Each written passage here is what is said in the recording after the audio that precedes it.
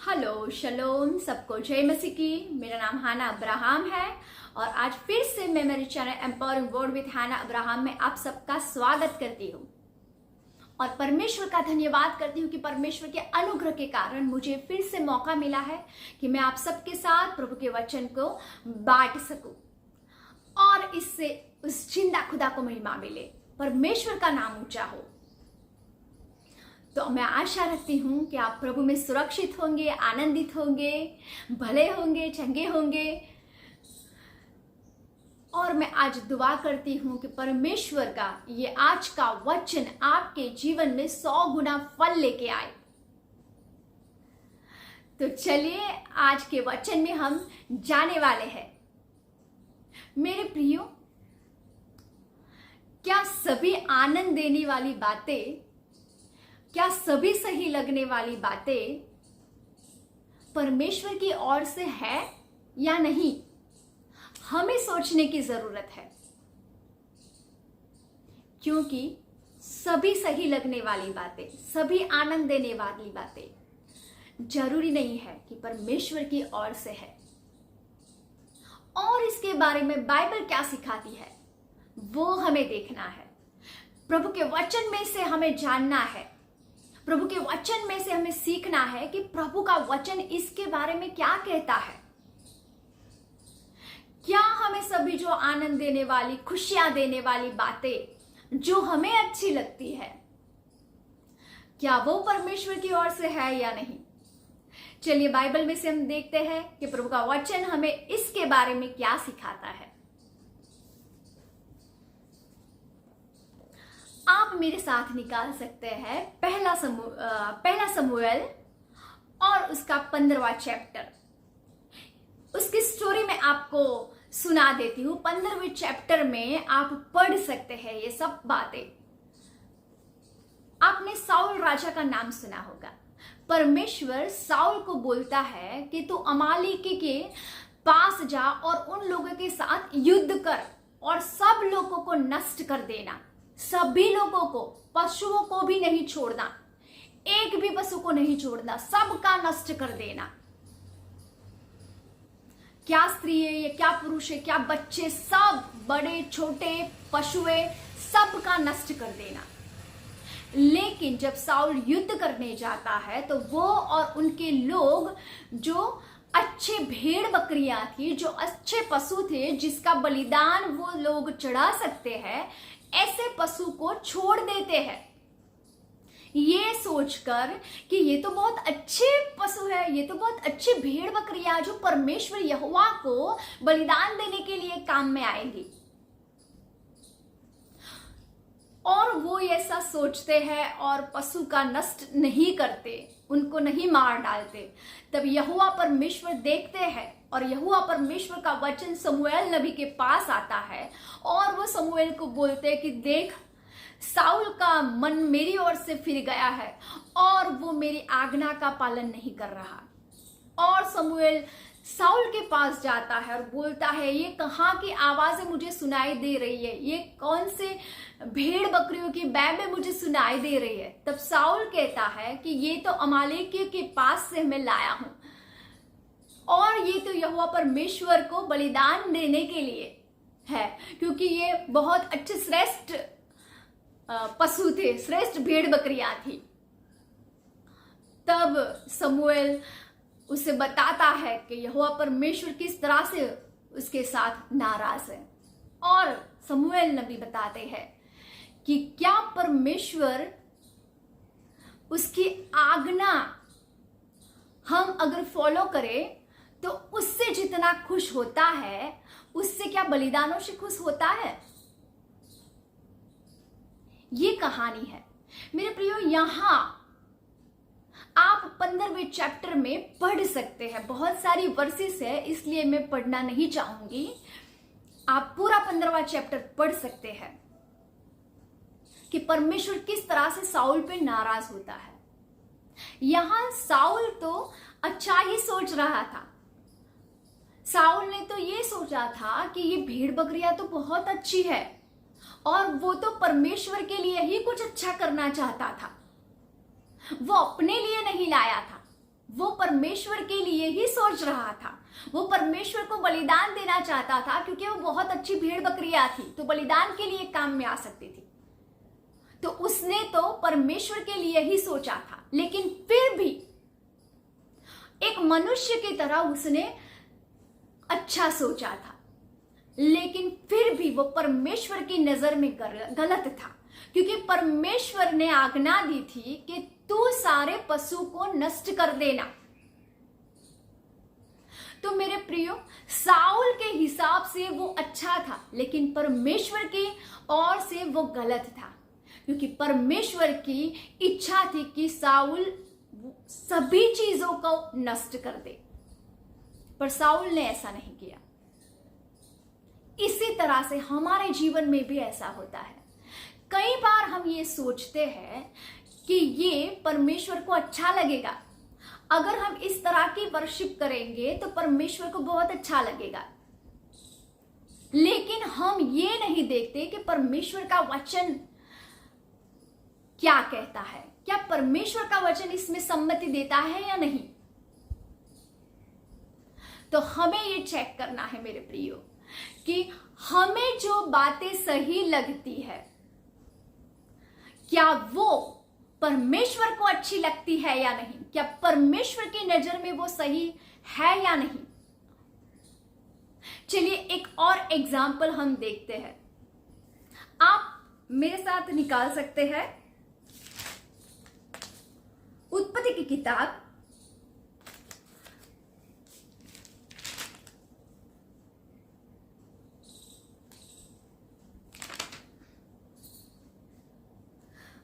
12वां chapter और 7वीं आयत।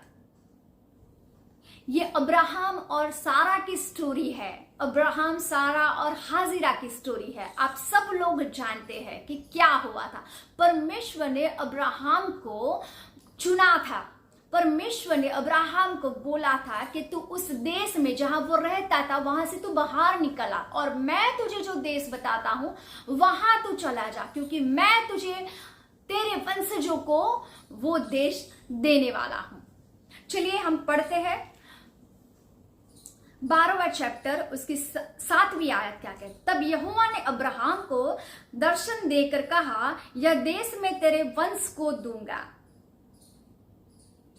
और 15वां चैप्टर उसकी 4 और 5 वर्ष ये बताती है, तब यहोवा का ये वचन उसके पास पहुंचा, यह तेरा वारिस न होगा, तेरा जो निज पुत्र होगा वही तेरा वारिस होगा। फिर 16 चैप्टर उसकी 11 वर्ष में ये लिखा है, फर्स्ट वर्ष में ये लिखा है, अब्राहम की पत्नी सारा की कोई संतान न थी, उसकी हाजिरा नाम की एक मिस्री दासी थी। सारा ने अब्राहम से कहा, देख यहोवा ने मेरी कोख बंद कर रखी है, इसलिए मैं तुझे विनती करती हूं कि तू मेरी दासी के पास जा। संभव है कि मेरा घर उसके द्वारा बस जाए। और सारा की ये बात अब्राहम ने मान ली। और 16 चैप्टर उसकी 11 वर्ष हम पढ़ते हैं, और यहोवा के दूत ने उससे कहा, ये हाजिरा को कह रहा है, दूत हाजिरा के साथ बात करता है, क्योंकि हाजिरा यहां गर्भवती होती है तो वो सारा उसकी नजर में तुच्छ दिखने लगती है, तो सारा उससे परेशान करती है, तो हाजिरा वहां से भाग जाती है। तब परमेश्वर का दूत उसके पास आता है और ये कहता है, दूत ने उससे कहा, देख तू गर्भवती है और पुत्र जनेगी, तू उसका नाम इस्माइल रखना, क्योंकि यहोवा ने तेरे दुख का हाल सुन लिया है। और वो मनुष्य बनेले गधे के समान होगा, उसका हाथ सबके विरुद्ध उठेगा और सबके हाथ उसके विरुद्ध उठेंगे, और वह अपने सब भाई बंधुओं के मध्य में बसा रहेगा। चलिए एक और आयत पढ़ते हैं, 17वां चैप्टर उसका 15 वर्स 19, 20 और 21। पर मैं यहां 19 वर्ष से पढ़ूंगी। तब परमेश्वर ने कहा, निश्चय तेरी पत्नी सारा को तुझसे एक पुत्र उत्पन्न होगा और तू उसका नाम इसहाक रखना, और मैं उसके साथ ऐसी वाचा बांधूंगा जो उसके पश्चात उसके वंश के लिए युगानुयुग की वाचा होगी। और 20वें वर्ष ये कहती है कि इस्माइल को आशीष दूंगा। 21 वर्ष में ये लिखा है, परंतु मैं अपनी वाचा इसहाक ही के साथ बांधूंगा, जो सारा से अगले वर्ष के इसी नियुक्त समय में उत्पन्न होगा। ये वर्सेस मैंने आपके सामने इसलिए पढ़ी क्योंकि आपको समझ में आए कि परमेश्वर का प्लान क्या था। सारा को कोई पुत्र नहीं था, वो हम सब जानते हैं। सारा को कोई संतान नहीं था, पर परमेश्वर ने अब्राहम को पहले से ही बताया था कि मैं तुझे आशीषित करूंगा और वो जो कनान देश था वो तेरे वंशजों को मैं दूंगा। पर सारा परमेश्वर पर भरोसा नहीं करती और वो अपनी सोच से परमेश्वर को हेल्प करने की कोशिश करती है। उसे बच्चा चाहिए था, उसे एक बच्चा चाहिए था, तो वो क्या करती है, वो ये सोचती है कि चलिए मुझे तो बच्चा नहीं होता तो मैं मेरी दासी को अब्राहम को दे दूं और उससे जो संतान होगी उससे मेरा घर बस जाएगा। तो वो उनकी नजर में, सारा की नजर में, और अब्राहम उनकी बात मानते भी है, तो सारा की नजर में तो वो सही था क्योंकि सारा का गर्भस्थान तब बंद हो चुका था, तो उससे वो सही लगता था। लेकिन मेरे प्रिय, परमेश्वर की योजना तो इसहाक के साथ थी और परमेश्वर ने खुद ये भविष्यवाणी की कि वो अपने भाइयों के मध्य में वास करेगा, वो अपने भाइयों के मध्य में रहेगा और उसका हाथ सबके विरुद्ध उठेगा और सबके हाथ उनके विरुद्ध उठेंगे। और हम देखते हैं कि आज इज़राइल और पैलेस्टाइन और अरब के बीच में क्या चल रहा है। उन देशों के बीच में आज भी युद्ध चल रहा है। तो जो परमेश्वर की योजना थी वो तो इसहाक के, हालांकि परमेश्वर ने इस्माइल को आशीषित किया क्योंकि हमारा परमेश्वर न्याय परमेश्वर है, वो किसी के साथ अन्याय नहीं करता। उसने हाजिरा की प्रार्थना को सुना था और हाजिरा को बोला था, तो वो न्याय परमेश्वर है, इसलिए उन्होंने इस्माइल को आशीषित किया। लेकिन परमेश्वर की योजना तो इसहाक के साथ थी। तो मेरे प्रिय, जरूरी नहीं कि हमें जो सही लगता है, हमें जो अच्छा लगता है, वो परमेश्वर की योजना के अनुसार हो या परमेश्वर के वचन के अनुसार हो। हमारे जीवन में कितनी सारी बातें ऐसी होती है कि हम परमेश्वर को हेल्प करने की कोशिश करते हैं बजाय उसके कि हम परमेश्वर की बाट देखें। हम परमेश्वर की बाट देखें पर हमारी धीरज खुट जाती है। हम राह ही देखना नहीं चाहते, हम बाट ही जोना नहीं चाहते परमेश्वर की, और हम ये रास्ते निकालते हैं, हम अपने रास्ते को निकालते हैं और सोचते हैं कि नहीं ये परमेश्वर की तरफ से है, और उसके जो कॉन्सिक्वेंसेस आते हैं, वो जो परिणाम आते हैं, वो हमें भुगतने पड़ते हैं। तो चलिए एक और एग्जाम्पल भी हम देखते हैं। आप मेरे साथ निकाल सकते हैं मैथ्यू की किताब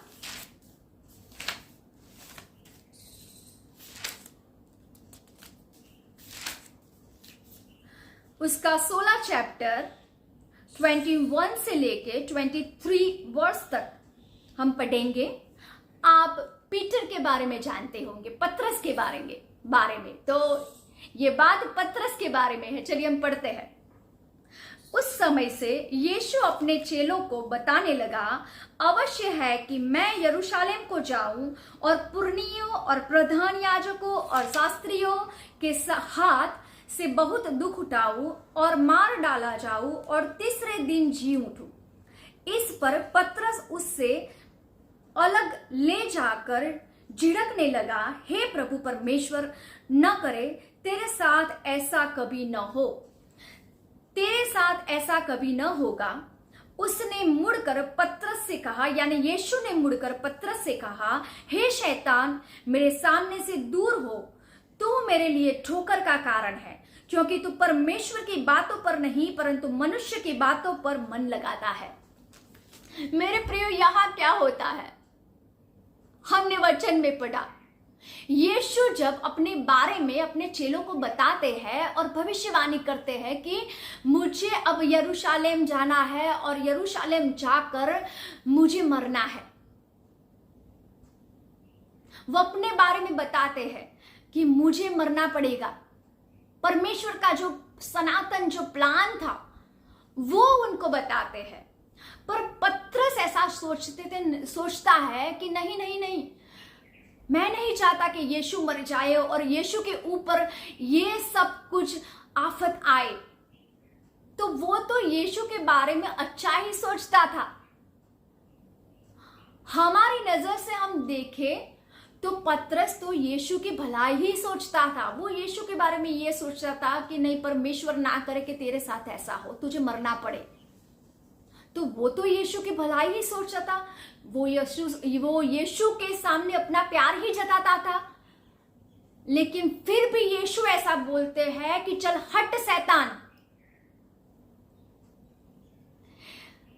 तू मनुष्य की तरह सोचता है, तू मनुष्य की बातों के ऊपर चित्त लगाता है, परमेश्वर की बातों के ऊपर नहीं।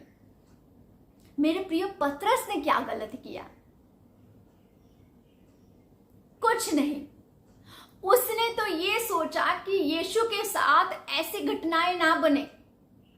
वो अपनी जगह सही था, लेकिन परमेश्वर का वो प्लान था कि यीशु मर जाए और तीसरे दिन जिंदा उठे ताकि हम सब बच जाए। यीशु के मरने और जिंदा उठने में ही हमारा उद्धार छुपा हुआ था। सारी पृथ्वी के लोगों का उद्धार छुपा हुआ था। वो परमेश्वर का प्लान था, वो परमेश्वर की योजना थी। और उस योजना के विरुद्ध पतरस ने जवाब दिया था। वो उस योजना के विरुद्ध, परमेश्वर की योजना के विरुद्ध पतरस ने सोचा था। हालांकि पतरस को सही लगता था, और हम मनुष्य के रूप में अगर सोचे तो वो तो भलाई ही सोचता था यीशु की। फिर भी यीशु ऐसा बोलते हैं कि चल हट शैतान। तो देखिए, ये बात तो अच्छी थी, दिखने में तो हमें ऐसा लगता है कि पतरस सही बोल रहा है। पतरस यीशु को कितना प्यार करता है, और करता भी था, इसीलिए ही बोला था। लेकिन फिर भी यीशु ये बोलते हैं कि चल हट शैतान। तो मेरे प्रियो, यहां हमें एक बात सीखने को मिलती है। चाहे हमें मनुष्य की तरह वो बातें अच्छी लगे, चाहे हमें मनुष्य की तरह हमें वो बातें, कई बातें आनंद देने वाली हो या खुशियां देती हो या हमारी नजर में सही लगे, और शायद सही भी हो, लेकिन जरूरी नहीं है कि परमेश्वर की नजर में वो सही है। तो वो बातें जरूरी नहीं है कि परमेश्वर की ओर से है। वो बातें जरूरी नहीं है, वो खुशियां जरूरी नहीं है कि परमेश्वर की ओर से है। हम देखते हैं उत्पत्ति में हवा ने जो फल खाया वो तो बहुत सुंदर था, देखने में लुभावना था, लेकिन परमेश्वर की वो इच्छा नहीं थी कि हवा वो फल खाए। भले ही वो फल लुभावना लगता था, अच्छा लगता था देखने में, लेकिन परमेश्वर नहीं चाहते थे कि वो आनंद देने वाला, वो लुभावना फल, हवा को ऐसा लगता था कि ये लुभावना है, ये बहुत अच्छा है, देखने में सुंदर है, लेकिन परमेश्वर की इच्छा नहीं थी कि हवा वो फल खाए। तो सभी आनंद देने वाली वस्तुएं, सभी लुभावनी वस्तुएं जो हमें अच्छी लगती है, जो हमें खुशियां देती है, जो हमें सही लगता है, वो जरूरी नहीं है कि परमेश्वर की ओर से है। क्योंकि भले ही हम अच्छा फील करें, भले ही हमें अच्छा लगता हो, पर हमें उसके परिणाम भुगतने पड़ते हैं। चलिए एक और बाइबल में से एक और कहानी मैं बताना चाहती हूं। मैं आपको वो रेफरेंस बताना चाहती हूं, आप अपने आप पढ़ सकते हो। दूसरा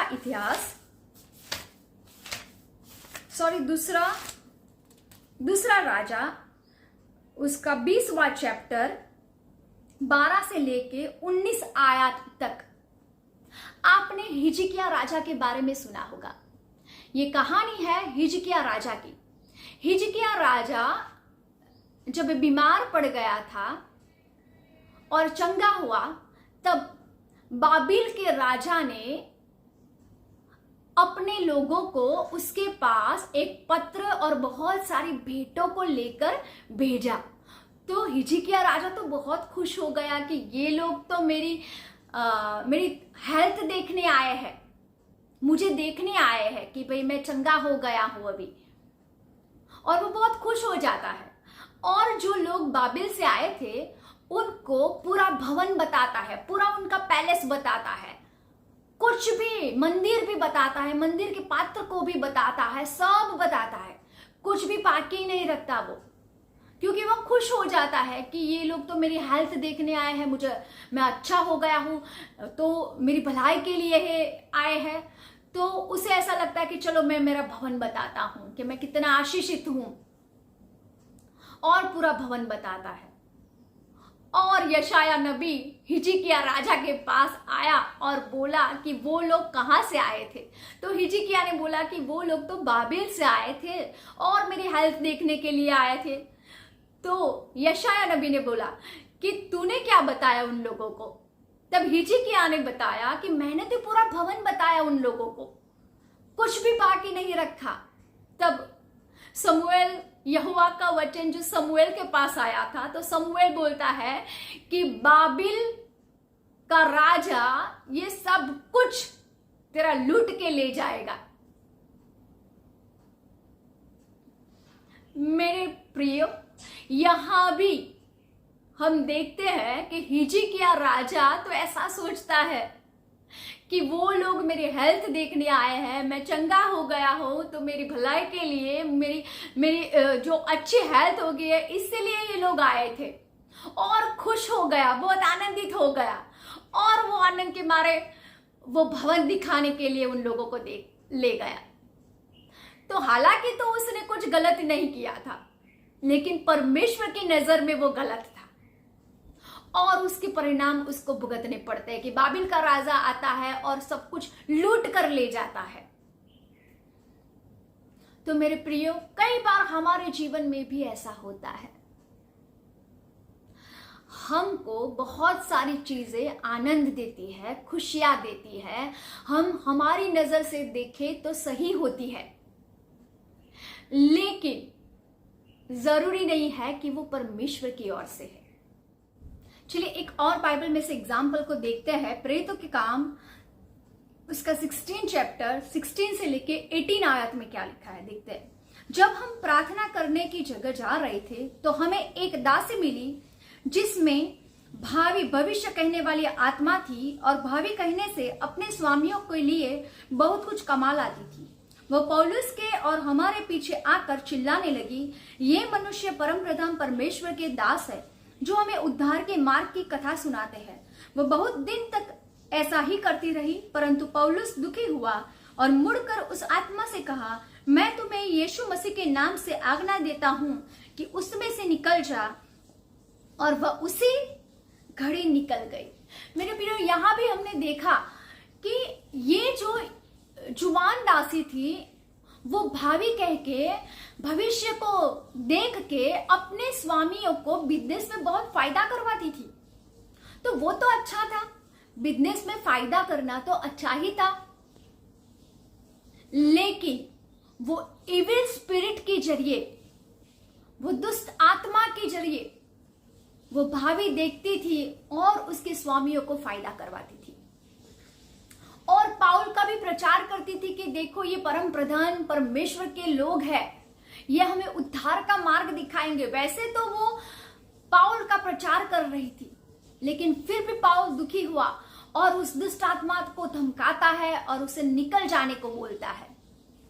मेरे प्रियो, यहां हमने देखा कि बिजनेस में तो फायदा होता है, लोगों की नजर में तो वो सही था, लेकिन परमेश्वर की नजर में वो गलत था। परमेश्वर कभी नहीं चाहते कि हम अपने बिजनेस में या हमारी कमाई में कोई शॉर्टकट अपनाए या हम इविल स्पिरिट पर आधारित रहे। हम परमेश्वर चाहते हैं कि हम हमेशा उस पर भरोसा करें, पूरी वफादारी से, पूरी मेहनत से हम कमाई करें। तो मेरे प्रियो, हमें ये देखना है कि हमें जो सही लगता है, क्या वो परमेश्वर की ओर से है या नहीं। कई बार ऐसा होता है कि किसी लोगों में कोई दुष्ट आत्मा घुस जाती है, कोई इविल स्पिरिट आ जाती है, तब लोग उसे निकालने के लिए दूसरे भुआ भाती के पास जाते हैं, विचक्राफ्ट करवाते हैं, जादू टोना करवाते हैं। तो थोड़े टाइम पे तो वो इविल स्पिरिट निकल जाती है, लेकिन बाद में वो ही इविल स्पिरिट पूरी सेना लेके आती है और पूरे घर को नुकसान करवाती है। थोड़े टाइम पे अच्छा लगता है, थोड़े टाइम पे ऐसा लगता है, थोड़ी टाइम की खुशी मिलती है कि हाँ भाई ये लड़की या लड़का अच्छा हो गया, लेकिन बाद में वही इविल स्पिरिट पूरी सेना लेके आके पूरे घर को बर्बाद करती है। कई बार ऐसा होता है कि किसी को किसी से प्यार हो जाता है, कोई लड़का कोई लड़की को प्यार करता है या लड़की लड़के को प्यार करती है और बहुत अच्छा फील होता है। वो फीलिंग्स जो हो जाती है ना, उसकी वजह से उन लोगों को ऐसा ही लगता है कि ये परमेश्वर की तरफ से है, ये प्यार तो परमेश्वर की तरफ से है, क्योंकि हम में वो फीलिंग्स होती है, हम वो फील करते हैं कि सामने वाली व्यक्ति बहुत अच्छी है, हमारे लिए परफेक्ट है, वो हमें प्यार करती है, तो हमें ऐसा लगता है, हमारी फीलिंग्स की वजह से हम अच्छा फील करते हैं, ऐसा इसलिए हमें ऐसा लगता है। लेकिन क्या वो व्यक्ति प्रभु के वचन के अनुसार है? क्या वो प्रभु की तरफ से है? वो जानना बहुत जरूरी है मेरे प्रिय। जरूरी नहीं कि हम प्यार करते हैं किसी को, हम अच्छा फील करते हैं किसी के लिए, हमें वो अच्छा लगता है तो वो परमेश्वर की ओर से है। क्योंकि अगर वो परमेश्वर की ओर से नहीं है तो हमें बहुत परिणाम भुगतने पड़ते हैं और फिर हम बाद में परमेश्वर को कोसते हैं। तो मेरे प्रियो, हमें चेक करने की जरूरत है कि हमें जो खुशी मिलती है, हमें जो आनंद मिलता है, हम जो सोचते हैं, क्या वो परमेश्वर की ओर से है या नहीं। यहां मैं एक बात बोलना चाहती हूं कि योगा की अगर बात करें हम, तो योगा में ऐसा कहते हैं कि पूरे माइंड को आप खाली कर दो, पर परमेश्वर का वचन माइंड को खाली करने को नहीं बोलता है। परमेश्वर का वचन माइंड को रिन्यू करने को बोलता है। परमेश्वर का वचन ये कहता है कि अपने मन को रोज रोज नया करो, अपने मन को रिन्यू करो।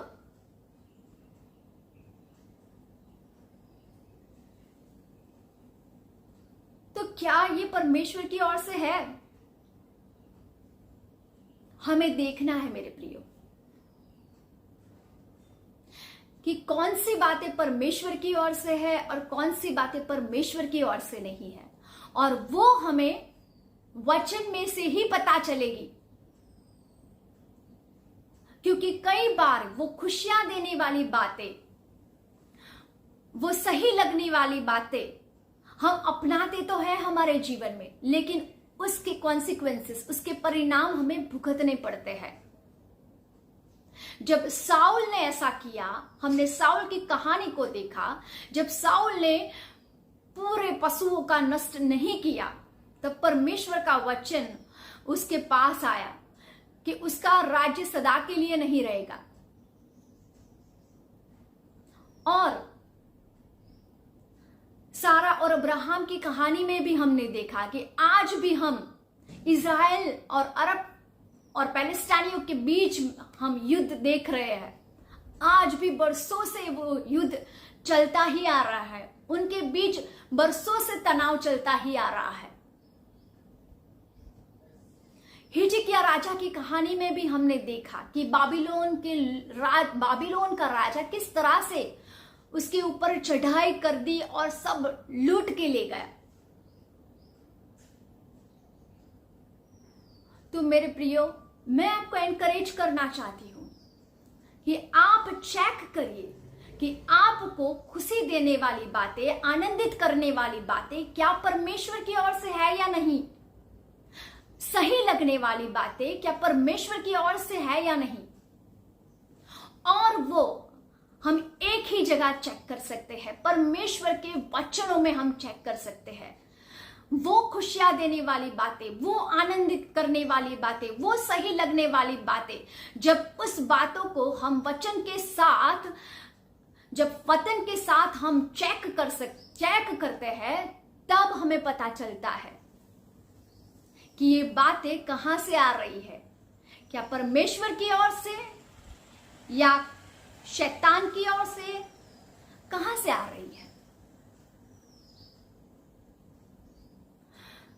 तो मैं आशा रखती हूं कि आज का वचन आपके लिए आशीष का कारण बनेगा और आप इस वचन को दूसरे मसीही भाई बहनों के साथ शेयर कर सकते हैं, ताकि परमेश्वर का वचन वो लोग नजदीक से जान सके, परमेश्वर को जान सके और हमारे जिंदा खुदा का नाम ऊंचा हो। और इस मैसेज को आप लाइक कर सकते हैं, शेयर कर सकते हैं दूसरे मसीही भाई बहनों के साथ। और आज तक आपने मेरी चैनल को सब्सक्राइब नहीं किया है तो आप सब्सक्राइब करके बेल आइकन को प्रेस कर सकते हो, ताकि मेरे नए वीडियोस आपको मिल सके और प्रभु के वचन में आप आगे बढ़ सके। तब तक के लिए सबको जय मसीह की।